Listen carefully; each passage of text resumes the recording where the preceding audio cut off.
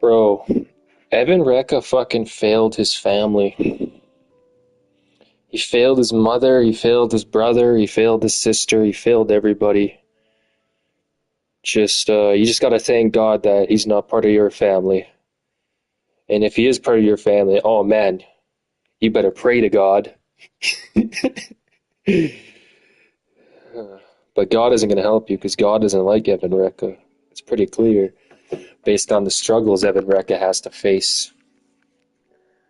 God's chosen ones don't have to struggle. Not in today's modern age.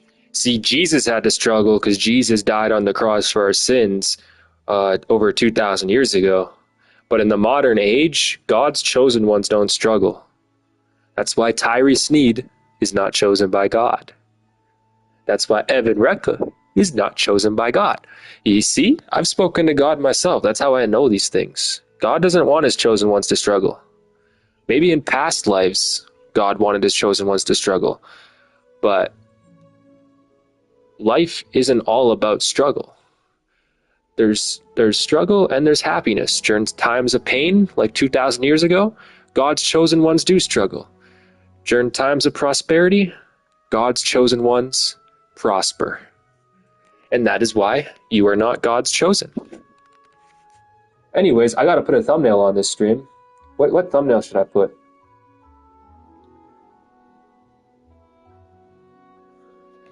I guess I'll make my own thumbnail. I'll make my own. Why do I got 4 people watching already? This is a PS5 live stream, y'all. I actually haven't had my PS5 plugged in for like over a month. I might sell this shit. Who knows?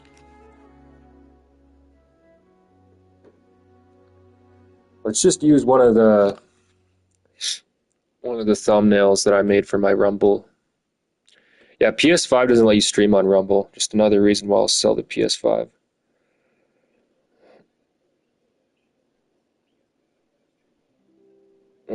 Yeah, let me make a new thumbnail actually.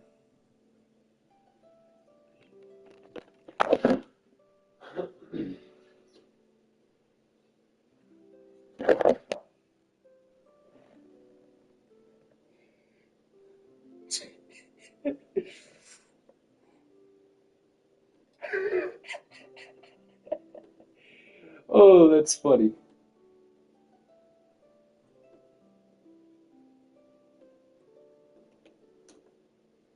Good shit. Alright, so it's still updating. Updating while live streaming. No wonder it's going so slow. Updating while live streaming. No wonder it's going so slow. Oh, this microphone's terrible.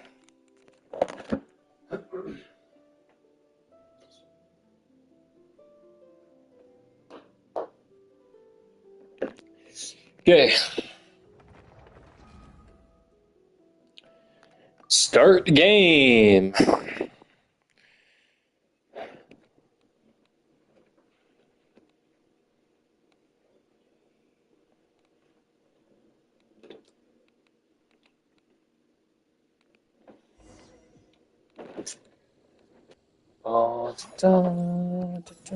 Hold button to shortcut wheel. Oh yeah, I know about that. What's this?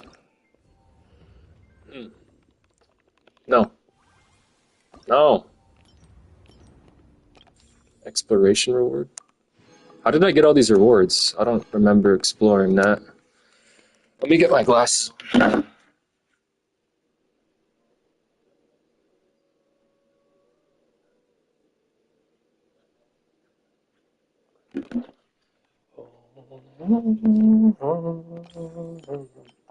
What the hell? How many do I gotta claim? Yeah, I claimed it. Wow. Had a lot of those to claim, huh? Oh, I got so much shit to claim. It has been a while since I played this game.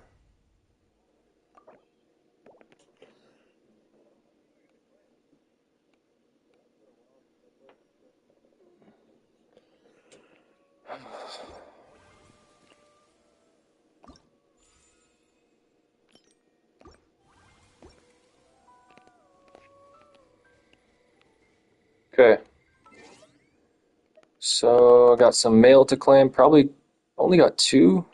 Thought I'd have a lot more than that. What else do we got here?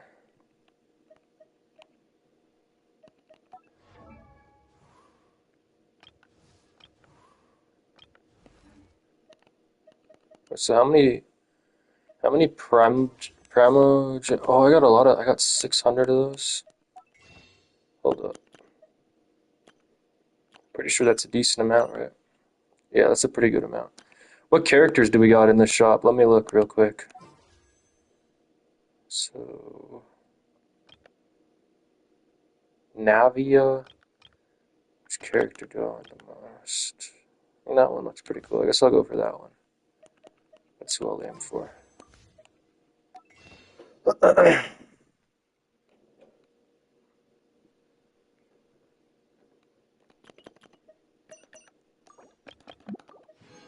Oh no, I can only buy three. Thought I had more.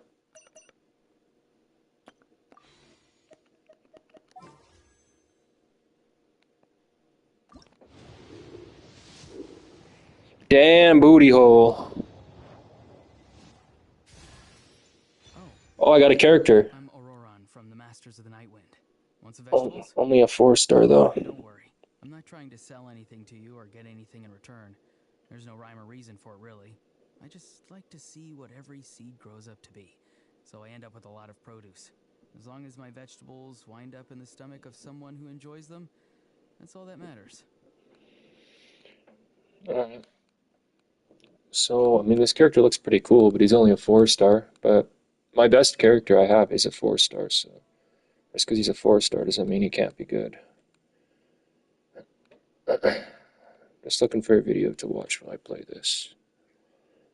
Let's see.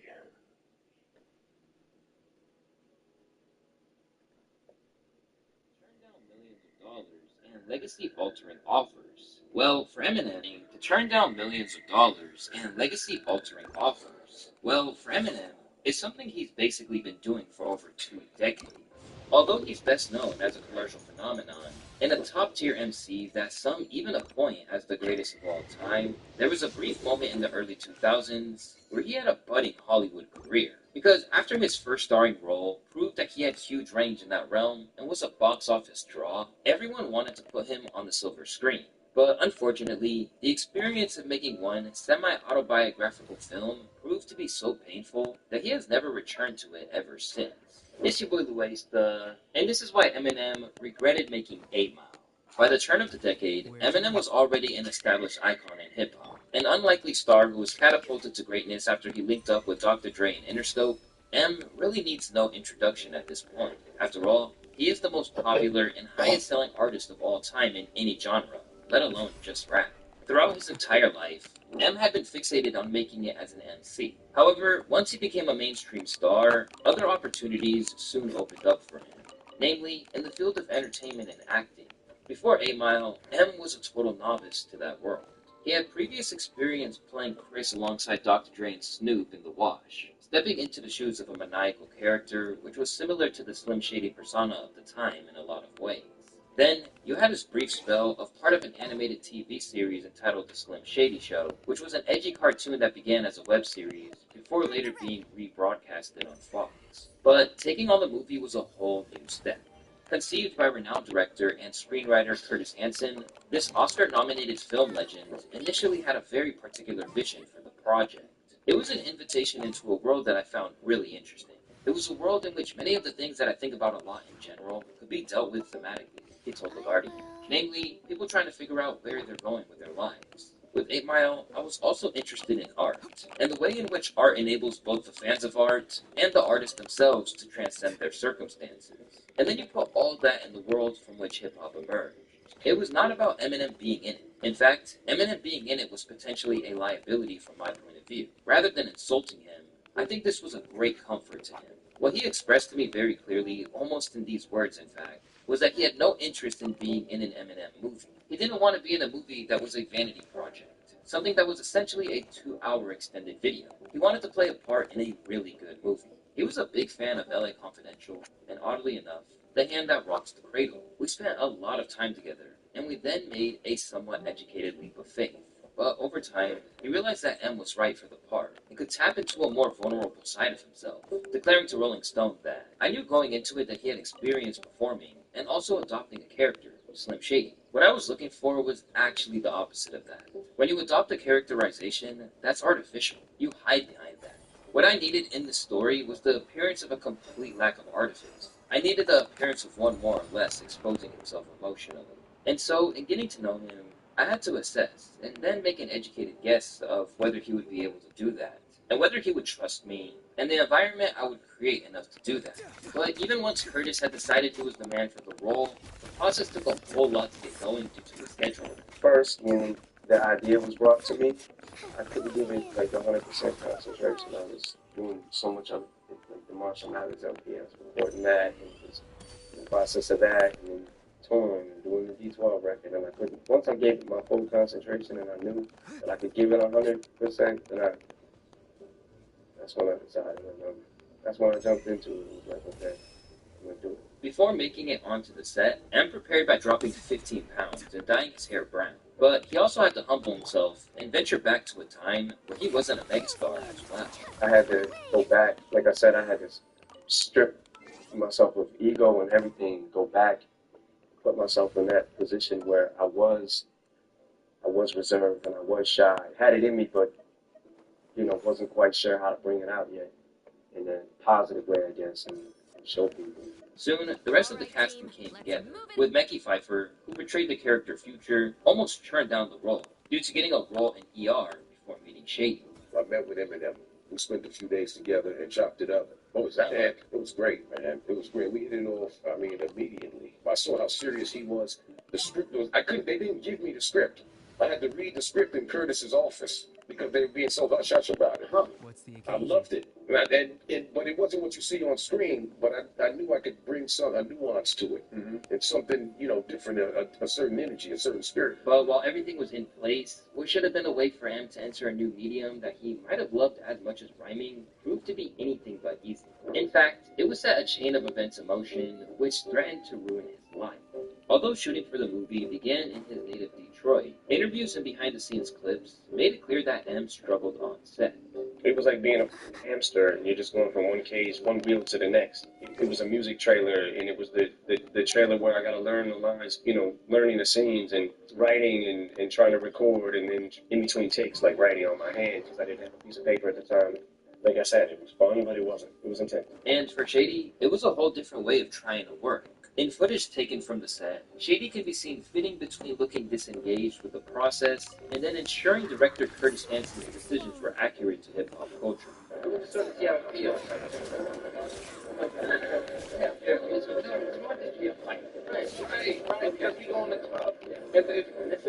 Teams don't fight, the crews don't fight. In the fight outside, you go to the club and hang out. Love each other.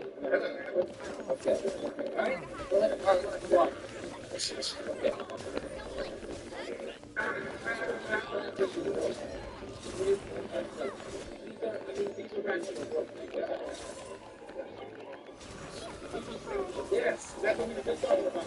I think it's good. Yes, this is like my house. This is like my house. So when I bust it out, everybody thinks it's like, oh, let's go.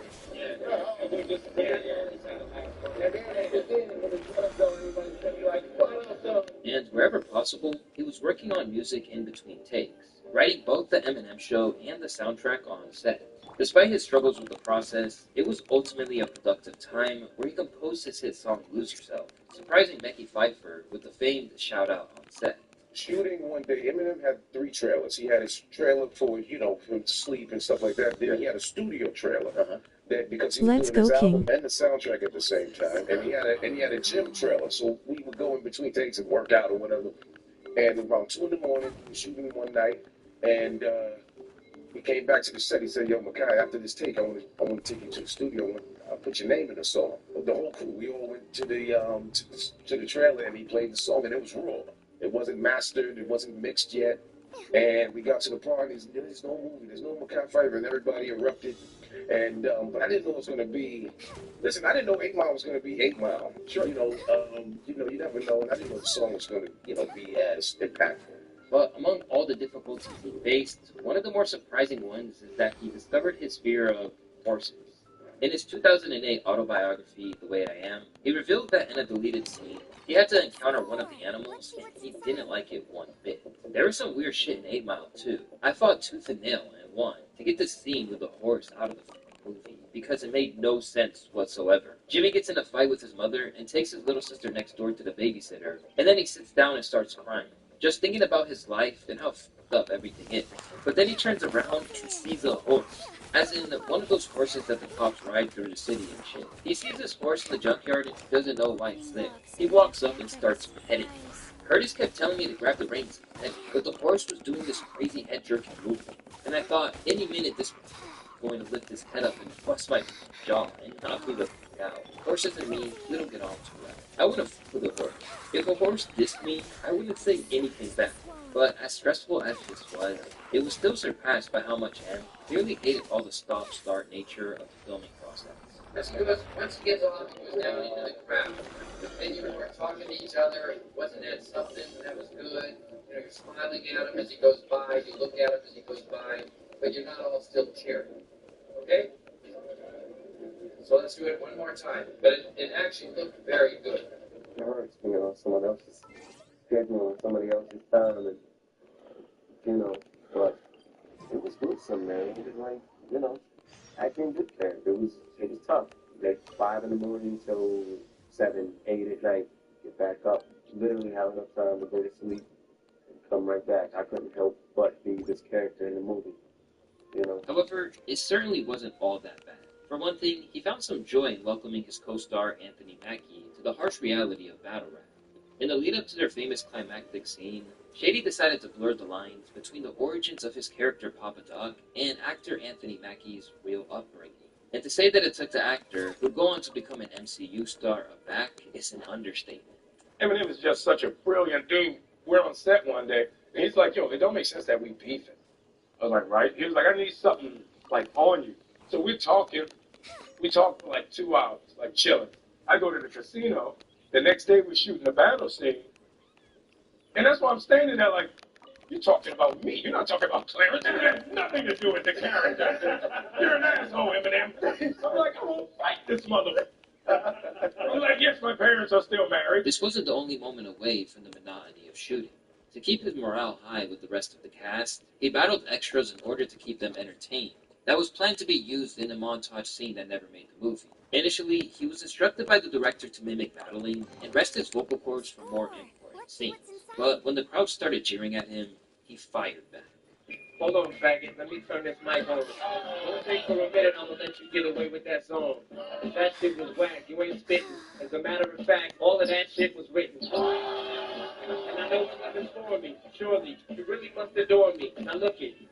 Yo, you might as well move to Italy. Look, this guy's ripped. Literally. He even took great pleasure in cooking the girl that choked. Like I said earlier in the club, I'm saying that in my face.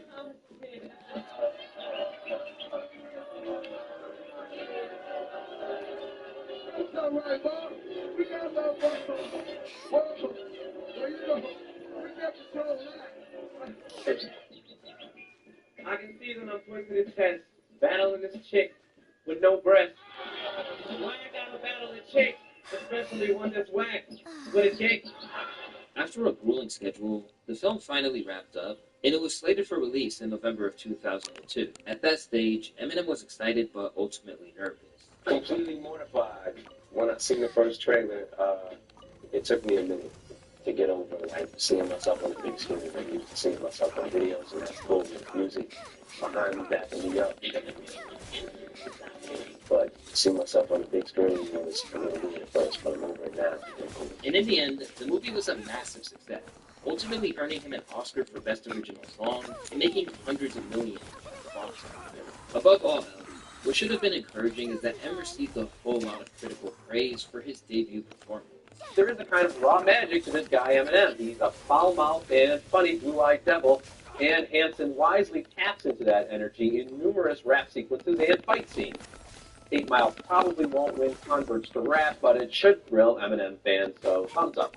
Thumbs up for me too. Eminem has a way of diffusing obvious criticism against him. He does that in his new album, and he does it here, where he goes up before an all-black audience and kind of puts himself down in a way that wins. And these hip-hop contests that are kind of like poetry slams for rap. Yeah, they're just diss contests. It's like Bring It On, where you got cheerleaders going against each other, except for they're rapper guys. It's kind of interesting, too, that in this universe, if you've got two parents and you come from a middle-class family, everybody makes fun of you because then you're not legit. But rather than steer into that world, M has pretty much run from it ever since. In the original promo cycle, M seemed pretty optimistic and claimed more film roles might be on the way. Eminem, would you like to make any more films? And if so, what kind of projects are you interested in? I'd like to make out with you. Wait, what was the question? Eminem, what? I'd like to do a porno with you, yes. Okay. I would like to make some more films. No, I wouldn't like to make a film where I'd be in every scene, but yes, I would like to make another film, maybe a couple or something like that. So we'll see what happens, but yeah, I still would like to make out with you. But he reiterated time and time again that he wouldn't be taking a starring role. I may. I don't think I'm going to do another hip-hop movie, and I don't think I'm going to do another movie where I'm in every scene. You know, if I do another hip-hop movie, I don't want it to be exploiting me as a rapper and just being used for that. I want to be recognized for my acting skills or whatever if I have it. You know, so, yeah, I may do it, but not that grueling of a schedule. At first, it appeared that the grueling nature of it was what kept him from wanting to commit himself like that again. But in reality, there was a darker side to it that only came to light years later. Although M had experimented with substances in the past, he admitted that the grueling schedule he was stuck in made his drug addiction spiral even further. It probably started to become a problem around the 8 Mile movie. He informed Rolling Stone in 2011, "We were doing 16 hours on the set, and you had a certain window where you had to sleep. One day, someone came in and gave me an Ambien, and it knocked me the fuck out. I was like, I need this all the time, so I got a prescription. After 4 or 5 months, your tolerance starts building. You start breaking off another piece of the pill that's supposed to be for tomorrow. Then, when I got off probation for my felonies in 2003, and I didn't have to drop urine anymore, the reins came off. On the Anger Management 3 tour in 2005, I was fucked up every night. This, in a nutshell, is what led to his notable battles with prescription pills, which almost claimed his life several times. But when it comes to his refusal to return to acting, it seems that it took a toll in a way that he couldn't afford to risk again. His addiction started on the set of 8 Mile, so because of that, you can't really blame him for not wanting to do movies. Being on the set of 8 Mile set a chain of events in motion. Considering the impact that stepping into that schedule had on him, it's no surprise that M has generally kept his acting to cameos ever since.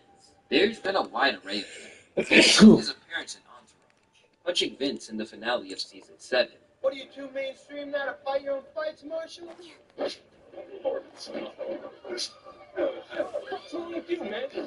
Elsewhere, he flexed his comedic chops in Funny People, a star-studded film where he played himself.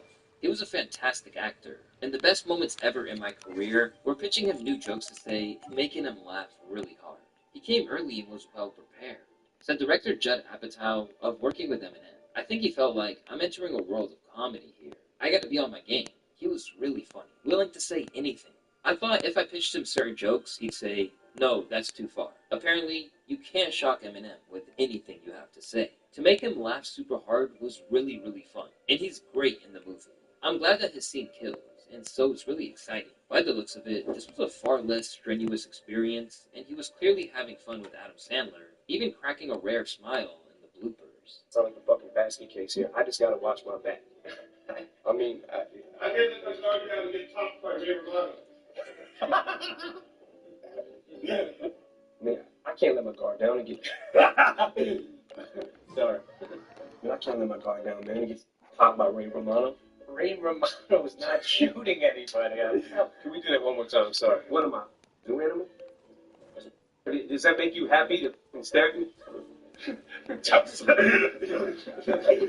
Damn it! Whatever, man. If you say it's cool, then it's cool. Stop eyeballing me, buddy.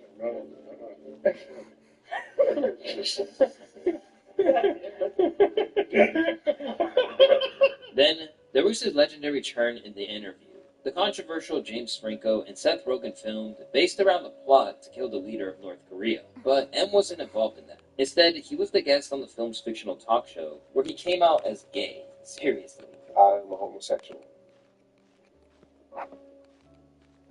Meaning, I like men. Aside from that, it has taken something special to get him back on a set. Sometimes, it's just a favor for a friend, like when he portrayed white boy Rick in 50 Cent's BMF. According to his protege, it took a lot of effort, with the issue of 8 Mile still lingering about the whole process for him, and prompting him to turn down big opportunities in favor of investing more time into music. I persuaded him to come. did. What'd you say? Because he does almost nothing. I actually directed the episode of the Zip. Wow. I called him up at press conference. Because he did 8 Mile, and it was a huge hit, and he was great in it, and he's like, okay, that's it, I'm done. Yeah, I was like, I think he had a terrible experience on 8 Mile. Right? There was periods that Hollywood would offer me things to Right. get them. Like, yeah, like his agent would go, yeah, this is good, give it to 50, and then hit that 50 thing. Projects they offer him $8 million to do it. He'll look at it and go, I just think we should do like Warriors. I'm like, but did you just miss the $8 million? I'm looking like it doesn't move. He's like, let's go record records. But M turning his film roles down is nothing new. In fact, there are some that you probably don't know. Reportedly, M was offered the chance to portray the role of Brian O'Connor in Fast and Furious before Paul Walker stepped into the iconic driver's seat. Similarly, he was offered the part in Training Day, which Dr. Dre actually has a role in instead. One scenario which he reportedly got close to starring in was Elysium, a sci-fi film led by Matt Damon, in which director Neil Blomkamp had originally envisioned M taking the lead in. But in the end, he turned it down after his request to have the movie filmed in Detroit was denied. After he turned it down, its eventual star Matt Damon had nothing but praise for his acting abilities. Do you think Eminem could have pulled this role off? Yeah, he would have been great. He would have been great. It would have been different, you know. I mean, it just would totally change the movie, you know. I mean, you know, it would have been, you know. I mean, 8 Mile. I thought they were wonderful. Away from sci-fi and into sport, producers initially wanted M to play the role of boxer Mickey Ward in The Fighter, before Mark Wahlberg took his role. So many rewrites later, we started getting some director traction. Now, Brad Weston, who was a formidable producer and studio executive and kind of also a legend in the business, was at Paramount at the time and just a giant fan of the movie. The first person that we thought would star in this film was Eminem. Stop it. Eminem was going to be Mickey Ward. Oh my god, I love it. These are the details where you're like, what? But that was just a moment in time, right? Where That was a moment in time where yeah. he'd come off of 8 Mile and Yeah. he was, you know, interested in making movies and wanted to do a boxing movie. And, you Wow. know, that was something we pursued for him. And there was real life in that movie. Yeah.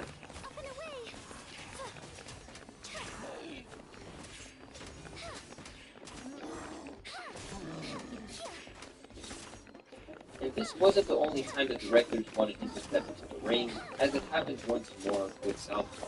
Producers Peter and Alan Rich said, "We had both seen 8 Mile and loved it, and thought he was really interesting and had a real presence on screen. We were told that he really loved it, but that he feels he's a musician first and an actor second, and he had a lot of inner energy going on for his next album, and that's where his muse was taking him." Similarly, 50 thought he could have been the star, but the physical demand might be a lot.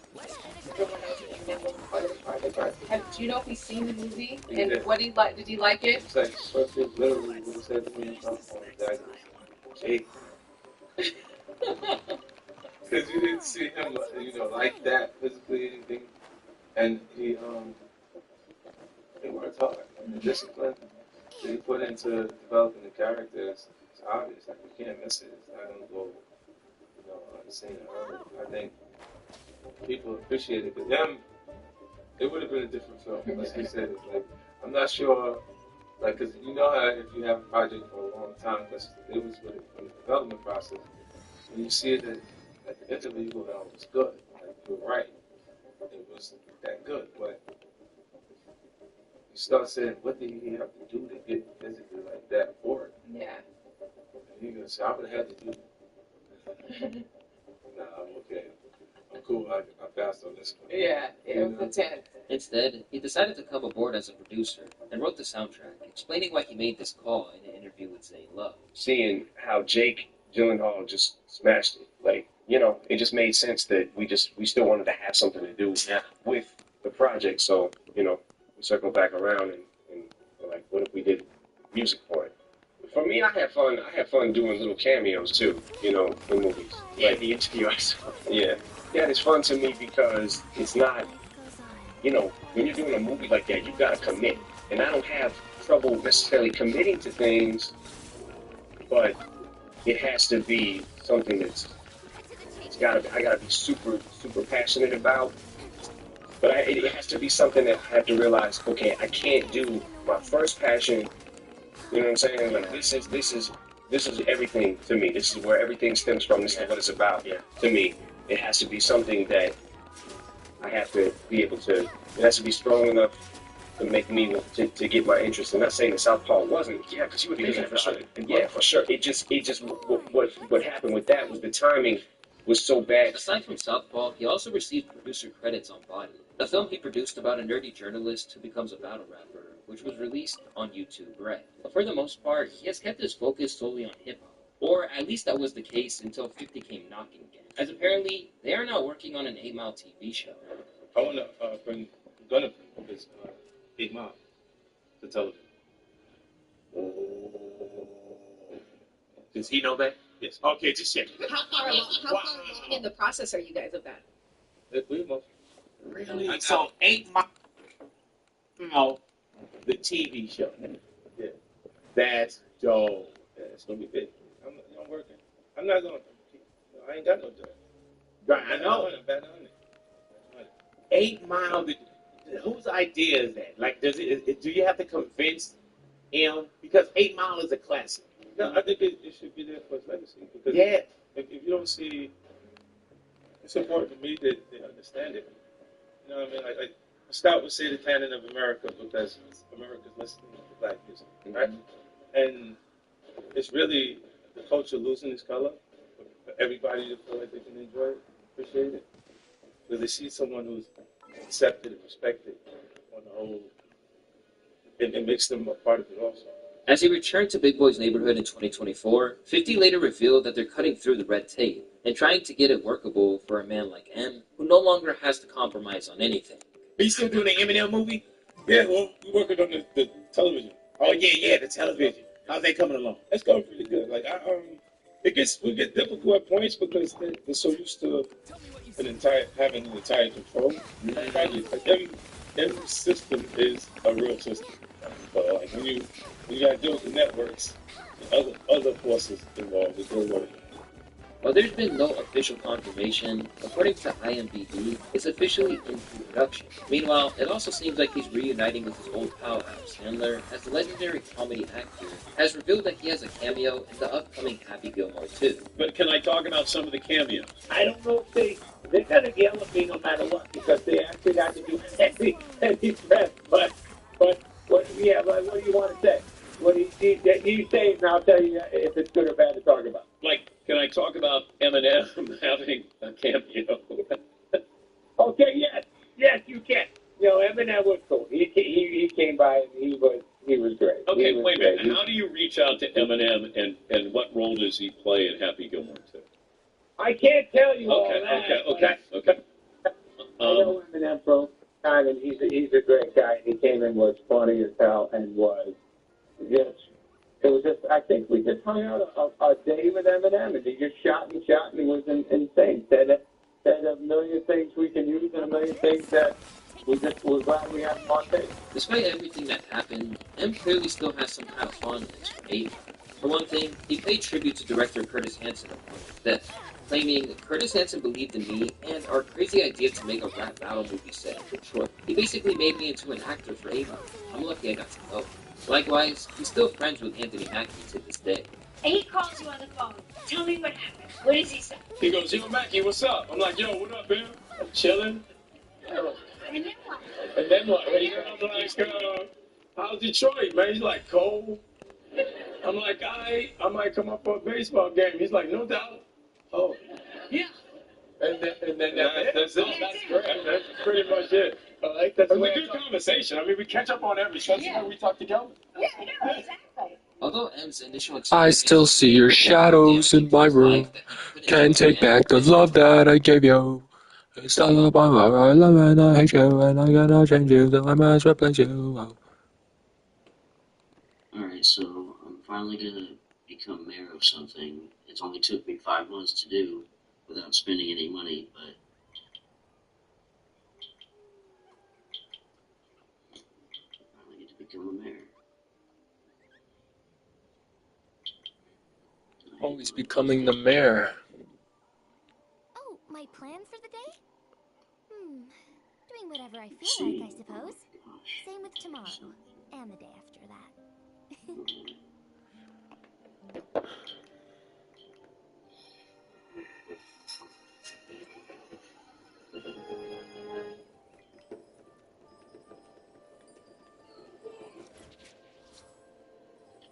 Awesome. Alright, so I'm finally gonna become mayor of something. It's only took me 5 months to do without spending any money, but Swallows nest when skies are fair, but hide when storms I get to are become a in the mayor. air. I hate when it does that.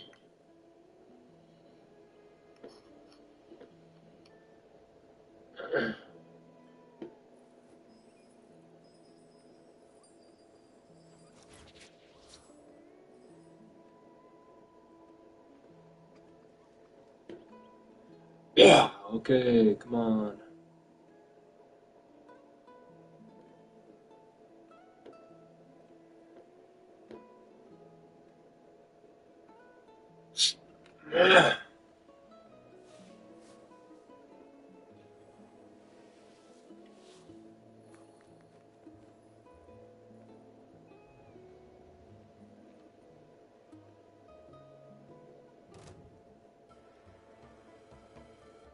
Just zoomed out on me. Oh, I entered a battle? Dancing in the wind. Up and away.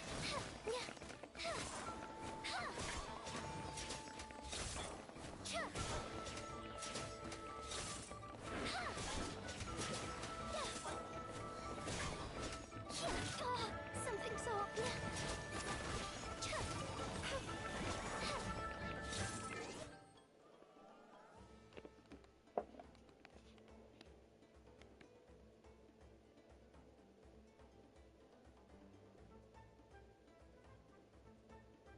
Come on, what's going on, man? Just give me this shit. Like, give me a good recommendation. Why the fuck does YouTube advertise on their homepage? It's like they're advertising. They want you to give you shitty recommendations. Fuckers.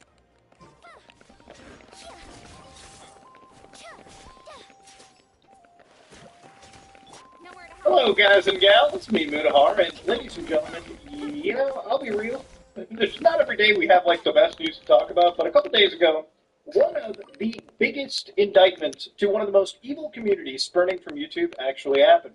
A couple days ago, I read this. Grand jury indicts 11 more individuals for involvement with online groups dedicated to bad things with monkeys, okay? Bad stuff to do with little harmless critters. Now, animal welfare is a pretty important thing. I don't really talk about it all so much on the internet. Like, it's not really like a daily video topic for me. But throughout my career, I've definitely covered plenty of cases where there have been some pretty bad people regarding, dealing with animals. One of my most popular videos was like, there is a TikTok cat killer right now, where I actually go through the rabbit hole of coming across somebody that would be on Omegle. Remember when Omegle existed? There would be one person that would actually be showing, dead animals. Basically, somebody that would be harming animals. It would be like a digital animal serial killer that would be patrolling the internet, so to speak. Now, at the time that I made this video, I will admit that it was kind of a hasty thing to go in. I felt like maybe this person could probably be real, but there was a sliver of chance that maybe it was just somebody that was getting attention. Now, obviously, at the time, because of the nature of the things being talked about, the crazy cat lady was basically being screened by every community on the internet, not just ours. Now, luckily in this situation, I did actually get in touch with a lawyer at the time. Well, they actually got in touch with me, and through, I guess, a long investigation period, relatively speaking, Eventually, the FBI actually did identify who this person was, a 19-year-old who was arrested on federal animal cruelty charges for producing and distributing animal crush videos. Now, for anybody that doesn't know what an animal crush video is, I'll give you the best explanation, okay? Imagine this is an animal's head, this is your foot, you get the idea. It's a pretty deplorable level of content, but you know, there's a lot of sickos on the internet, and sickos will consume some really, really dark, depraved content. And sometimes, you know, as disgusting as that may seem to us, for some sickos, it is in fact gratifying behavior, as disgusting as it sounds.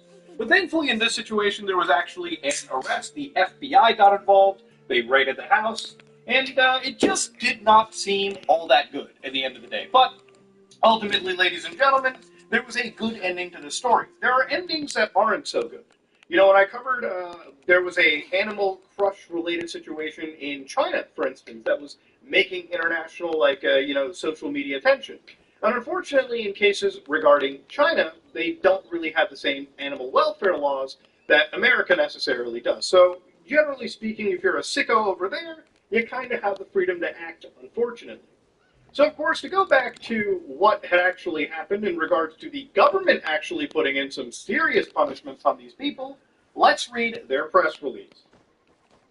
So, an indictment was unsealed today charging 11 defendants across the United States, actually coast to coast, for their alleged involvement with online groups dedicated to creating and distributing videos depicting acts of extreme violence and abuse against monkeys. So, the indictment alleges that individuals conspired with previously charged defendants, okay, one of them was Nicholas Dryden of Cincinnati, to distribute these disgusting Animal Crush videos. So, in the indictment, they actually claim 79 overt acts in which defendants allegedly actually paid that producer Dryden, or the middleman, who had then actually paid a minor in Indonesia to commit those acts on camera. So I actually talked about this probably as it was happening. Like, I've been covering this, you know, as every landmark event happened, so this is not new for me. Now, again, this is not a new thing. Unfortunately, these kind of people have basically been on the internet for the better part of over a decade, over half a decade at this point, at least provably confirmed, doing disgusting shit. But shortly after I made that, like, crazy cat killer video, there were other communities, like, for instance, one from this lady free thinker who was actually initially making this call, like they were reporting about the fact that there were serious problems on social media, especially platforms like Telegram, where a lot of these people Yo, actually Blaze, did you see Evan Recka's comments? in a minute. But yeah, Dryden was actually Fuck! way back in March and April 2023, for instance. You fucking kidding me? This joystick drift is a bunch of bullshit. You fucking kidding me? Stop fucking.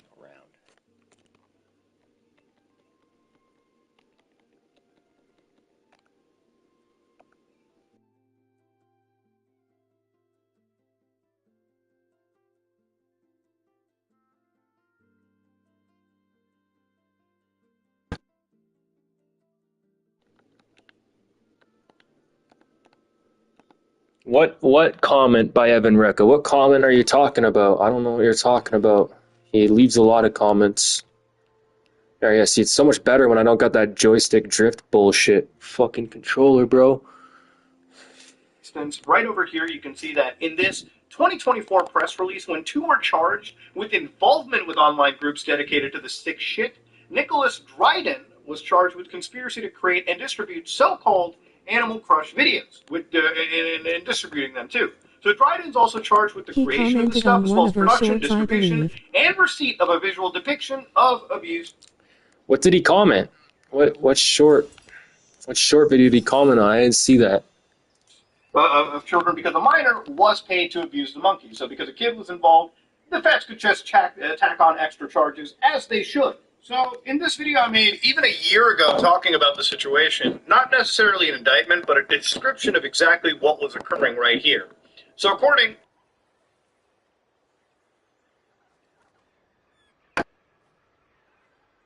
message via an online messaging application to the defendant. KS attached a photograph of a juvenile macaw. So there's a monkey, and in the told the defendant, if you want, it's only 100, that's okay. I've already bid. Who got it was my neighbor, so cheap. 5 minutes later, the defendant replied, yeah, I'll take it. KS asked the defendant if he wanted pliers or a hammer. And I think you guys can understand exactly what is happening with this, what is gonna be happening. Okay, it's not good. December 29th, the defendant sent $100 via an online payment platform. And again, you might be like, it's only $100. Remember, you're sending $100 to places in Indonesia where cost of living is substantially lower than the United States, especially if these people are not living in like urban centers, clearly. So the defendant also sent KS a screenshot of the payment confirmation in the payment memo line. The defendant stated, "Neighbor monkey trouble." So bank records showed this payment caused an instant transfer from the defendant's checking account at a bank in Prairie du Chien, Washington. And again, then in December 30th, so a day later, KS sent the defendant 10 video files.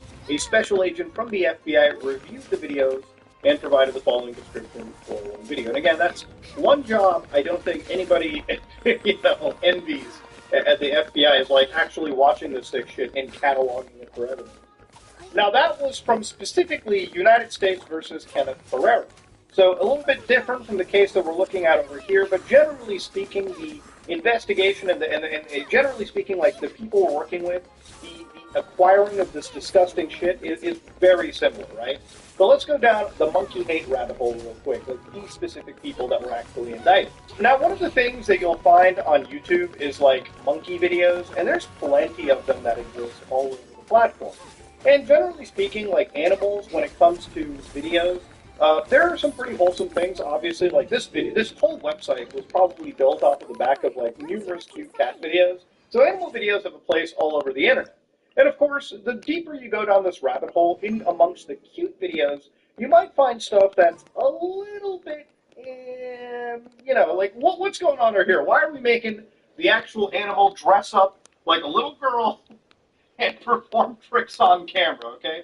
Doesn't necessarily seem like animal welfare is really necessarily thought of with these videos.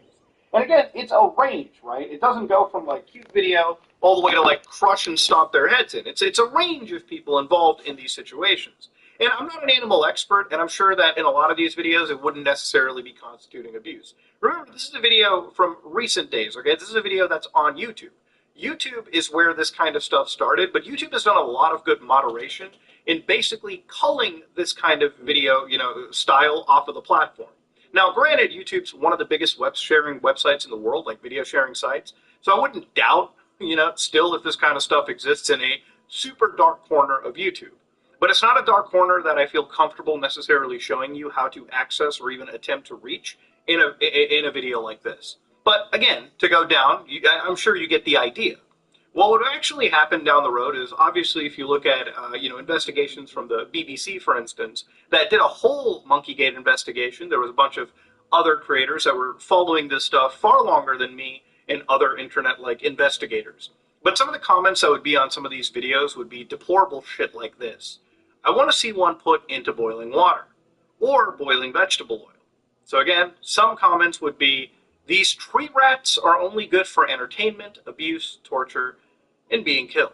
So you're kind of understanding the sickos you're working with, right? Like the people that would watch these videos, they would actually really enjoy this sick, depraved shit. Now, again, with a lot of these animal videos, it's like, it shows me like that there's a real disgusting part of the world, but I feel like with YouTube, there's a lot of effort put towards like protecting minors on the platform when they're depicted in videos, which is great. But, if you ever have been, if you ever have seen, how the media industry has worked, it's like back in the day when you were on movie sets or, TV places or TV sets or anything, animal welfare wasn't necessarily even super-duper considered.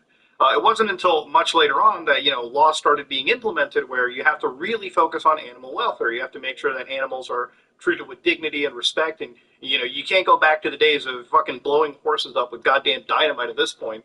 So I wonder if that kind of stuff will eventually have to make its way over to YouTube in an international sense. Remember, YouTube is a website that is headquartered in California. It's pursuant to United States federal law. So I'm wondering if that's going to have to be necessarily applied.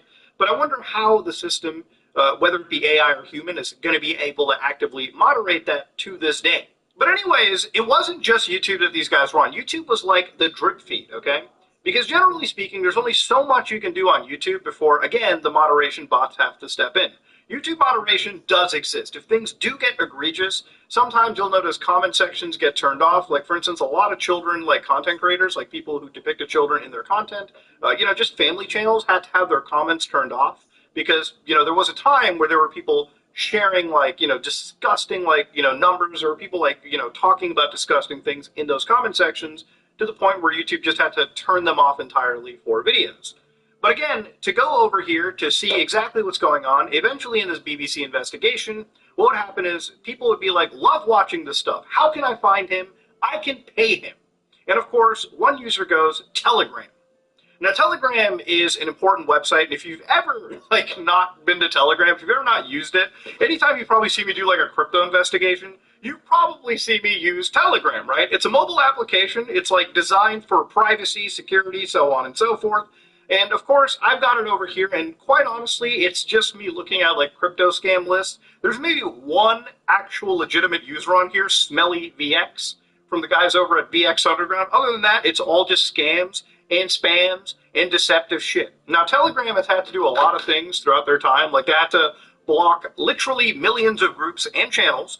They have to deal with hundreds of thousands of CSAM-related groups, unfortunately, and, of course, tens of thousands of terrorist-related communities as well. It's a place where, because of the security and the encryption and the privacy that it offers, you, the user, can unfortunately use it for really good purposes like avoiding censorship and basically retaining your privacy. Or if you're a criminal scumbag douchebag, you can use it to effectively evade the law as long as you reasonably can, which unfortunately is what happened over here. Now, because of all this, there have been so many communities that were forming regarding monkey hate on YouTube. Two of them were pretty popular. One of them was, I believe it was Apes Cage, and the other one was actually Million Tears. Now, inside these groups would be people producing videos that a U.S. judge literally said, according to these news reports, except for the abuse of a child, I don't know if I've ever been presented with a more disturbing video. Yeah, these are pretty f***ed up videos to be watching. And generally speaking, there's been entire communities on the internet that have effectively been cataloging everything that's been happening with these shitty communities. Now, for instance, if you look at some of the names that have actually been indicted, they're all over the United States. These are people that apparently have interacted with that Nicholas Dryden character. Now, some of these names I actually do recognize, names like Victoria, also known as Sparkles Fancy Pants. Now, I know about this name specifically because all over the internet, in a lot of these, I would say, risque-er communities, they've been basically following these people for quite a long time. Now, you might not know the website Kiwi Farms. I've kind of talked about it in the past when covering controversial figures. But if it's one thing that attracts every corner of the internet, whether it be good, bad, or in between, it's animal crush videos and the desire to seek actual justice against people that would harm animals and maybe one day evolve into actually harming real humans if the pay was fucking high enough.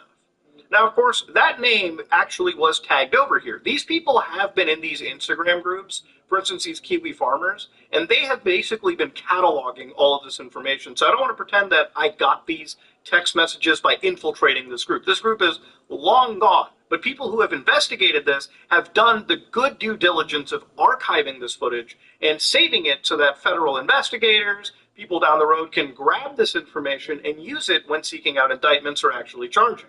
So we can read a couple things from these people, we can read a couple things from Fancy Pants, and get an idea of how sick this person really is. So in reading Fancy Pants' message, allegedly reading the messages from them, macaws just bring out a rage in me. I just want to kick it. That's just me. So of course, you go down over here. Tell me, what would you do with it? Asks one user, Popa Perk. I would take styrofoam and drop it into a jar of gasoline. Once it gels, I would put it on BB Monkey and light. Voila! Napalm. And spank his monkey. Just tell him to burn it a little with a cigarette. I mean, these kind of messages absolutely, I'm trying to keep composure on camera, but when I read sick stuff like this, I absolutely, I hope, that the U.S. government, I hope that any federal agency involved in here absolutely is able to deliver the most, insane charges on these people so they never fucking see the light of day again. Because, again, the animals are bad enough, but I can only imagine, the psychology involved with people like this when, again, this isn't enough for them, right? Because, again, you have to realize that this is an evolving. It's a constant evolving like fetish for them, right? Like it's like a drug. You know, you start off from something light. Eventually, you'll work your way up to the harder stuff, whether you like it or not. So when I start to see behavior like this, it's like, when does it go from a human being, or sorry, an animal, all the way to like a human being? And at that point, you know, it's a whole different echelon of criminal behavior, right? Like this is bad enough, but it can get to a point where, like, again, it can always be worse. That's really all you can get out of this.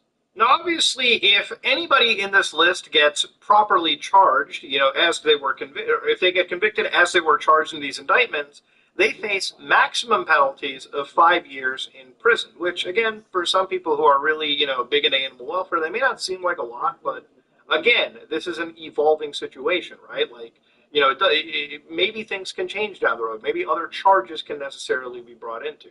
But at the end of the day, all of this just comes... I'm glad that there's at least some justice being done to people as disgusting as this. You know, to show you, like, the international scale and, like, the amount of people working on this was just another investigation, too, done in the United Kingdom, where, like, these two women were allegedly, like, uploading 22 images and 132 videos of monkeys also being harmed as well. So, again, it's a huge industry of people that just do this, but what's important here is when they talk about making payments via PayPal accounts, right? Like, these people aren't even dealing with, like, cryptocurrencies. They're operating in small, tiny amounts that add up over time, just operating entirely on the fucking clear web. I mean, it's crazy to think that, like, you know, your taxes are being reported, right? And as long as it's not over a certain amount, you know, literally these people just get away with doing absolutely disgusting media behavior. And yeah, it is what it is. And of course, these people were apparently administrating an entire group for somebody called Michael McCartney, who, from Virginia in the U.S., calls himself the Torture King. I mean, it's fucking crazy when you go down this rabbit hole and you see just how, like, depraved and disgusting these people end up getting to, right? I mean, just alone in this video, you've probably seen, like, what, 3 cases so far? 3 or maybe even 4? And it's just one thing where it's like, the more you cut off the head of, like, a snake, it seems like the other one rises. But the good thing that did come out of this, obviously, was the fact that one of the largest groups, at least, ended up getting through some serious indictments. Anybody related to Dryden actually is, hopefully, at least I hope, going to get their just desserts out of it. But when it comes to, like, the monkey hate community, it's like, obviously this started from, like, YouTube, and it moved from YouTube, and not just YouTube, but, like, obviously Facebook as well. Like, let's not pretend for a minute that this didn't exist on other platforms. Like, this is huge on Facebook videos. Any place with public video facing definitely has this. If you ever get this fed into your algorithm, or you just see it, you know, it's probably worth actually reporting it onto the internet. I will say, for the amount of content that exists like this on the internet, it is wild that, like, animal, like, abuse isn't necessarily thrown into anything in regards to YouTube's auto-reporting feature, which I really think YouTube should add, considering, like, you know, the public-facing platforms like YouTube and Facebook and Twitter and whatnot were where this kind of stuff really started, and it got people to funnel into Telegram and all these encrypted services where they could sell this shit for an insane amount of money. And when you start to really look at money, for instance, you can see that, like, in the indictment, right, Dryden was sent payments from $40 all the way to $379. So again, it's not like a crazy amount of money for, like, you know, all the federal agencies of the U.S. to, like, bunker down. Like, it's not like we're looking at the illegal drug trade market, or we're looking at, you know, something that's, you know, like a real money-making operation, right? This is still something that's very much under the table, but I would say that compared to, like, many illegal operations, this one has, like, a degree of, like, really, obviously, it's like, it's a level of fucked up beyond what you could imagine, and it's just really sick people doing really sick things, taking advantage of, like, people all over the world for literally, you know, tens of dollars to keep abusing animals just so they can sell it for $100 in the fucking United States. I mean, to think that there's a whole market of people buying fucking snuff, like it's the plot to Manhunt, you know, it's still insane to believe. But ladies and gentlemen, this is me, Mutahar, and yeah, good news. One of the most evil communities on YouTube, starting from YouTube, has been continued to constantly get shut down. And hopefully these indictments and charges stick, and people actually pay some real fucking consequences to the kind of stuff that they've been putting out onto the internet. This is not something that I take lightly. This is obviously full-on, complete criminal behavior that needs to be stopped. It should have been stopped yesterday. but the sad black pill is it probably won't. Anytime there's a buck to be made, there's a monkey to be beaten, unfortunately, according to these communities. If you like what you saw, please like, comment, and subscribe, or dislike it if you dislike it. I am out. Good evening, I'm Lawrence O'Donnell, and welcome to the next 100 days. It was a very bad day in the presidency of Donald Trump.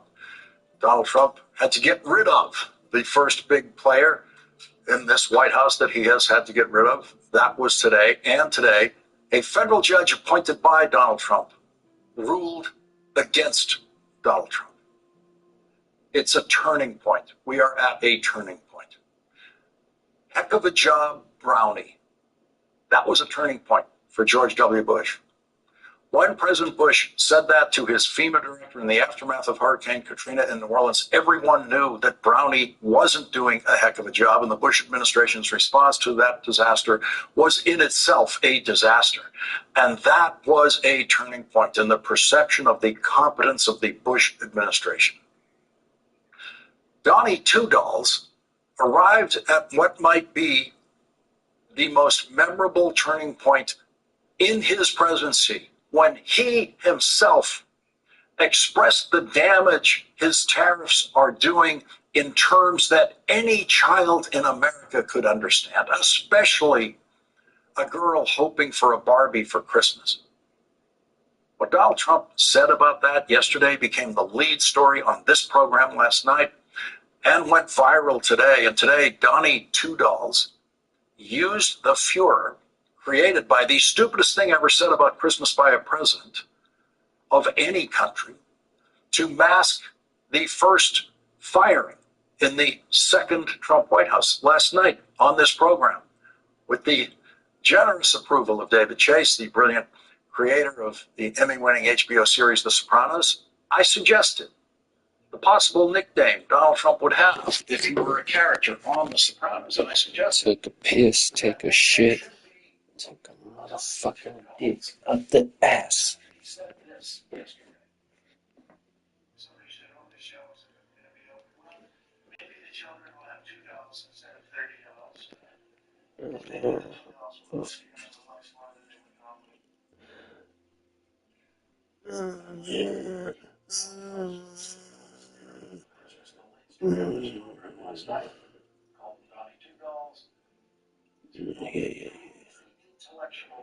Dolls. The dolls, they will only have 2 dolls instead of 30. It's okay. You don't need 30 dolls, you just need 2 dolls, and the 2 dolls might be more expensive, but the 2 dolls are better than the 30 dolls, because that's all you need. We don't need to give all that money to China for you to have 30 dolls.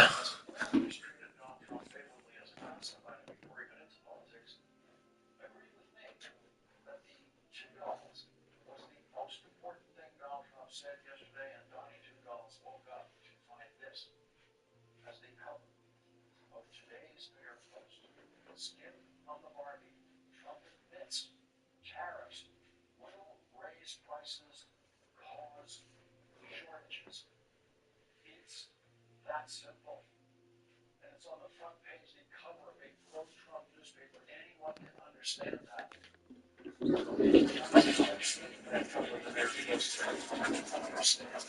That is a right-wing Republican newspaper, and even that Trump-supporting newspaper knows how stupid and politically disastrous.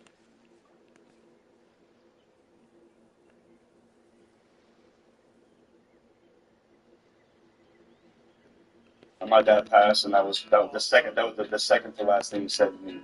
He held my hand, and he didn't have much strength at all. He had never said it. It wasn't his thing. Like he was kind of, I wouldn't say institutionalized. He was like generationalized. Like he just like didn't understand rap music. He didn't understand rock music. He really wanted me to have a traditional life. Yeah. So what was the second to the last thing he said was, "I'm proud of you." Which had to be massive. Yes. What was the last thing he said? This was when he was already kind of like crossing over, and he thought I wasn't real. He thought I was an angel, and I was like, "No, Dad, it's really me. Like I'm here."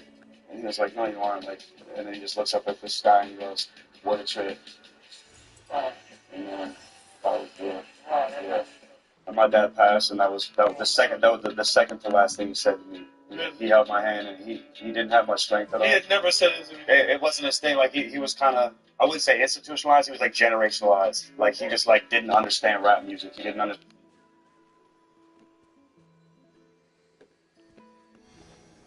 Told you guys, just don't listen. Why do you just push the big window? How's nobody watching the back? Come on. Come on.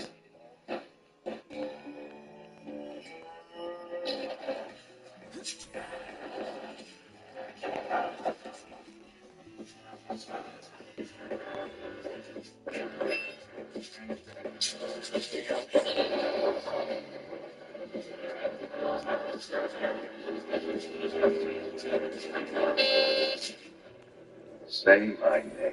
Breaking Bacon. Goddamn right. Open that door. Yep, that bull's right here. Yeah, right here's the great call out. Yep, right here. Goddamn, bro. One big window. Big window, big window. Big window. Still big window, still. Oh, big window. Sorry. I don't know why you did that. Well, why do you just push the big window? Like you shot the Goya like it was going to protect you. I was looking at this shit. I'm like, what's up?